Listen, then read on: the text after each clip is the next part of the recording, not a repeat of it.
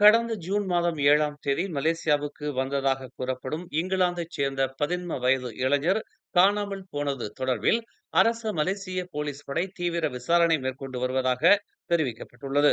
17 வயதான David reigns கலட்ஸ் பலிசோங் என்ற அந்த இளைஞர் கோலாலம்பூர் அனைத்துலக விமான நிலையம் வழியாக மலேசியாவிற்குள் நுழைந்ததோடு அவர் இன்னும் நாட்டில் இருப்பதாக நம்பப்படுகிறது என்று புக்கிட்டமான் குற்ற புலனாய்வுத் துறையின் இடைக்கால இயக்குனர் டத்தோ ஃபாடில் மாசஸ் கூறினார். இது தொடர்பாக விசாரணைகள் தீவிரப்படுத்தப்பட்டுள்ளதாக அவர் ஒரு அறிக்கையில் தெரிவித்தார். இந்த வழக்கு காணாமல் போனவர் என்ற நிலையில் விசாரிக்கப்படுகிறது என்றும், பொதுமக்கள் தகவல் வழங்குவதை எளிதாக்கும் வகையில் சம்பந்தப்பட்ட இளைஞரின் படமும் வெளியிடப்பட்டுள்ளதாகவும் தெரிவிக்கப்பட்டுள்ளது.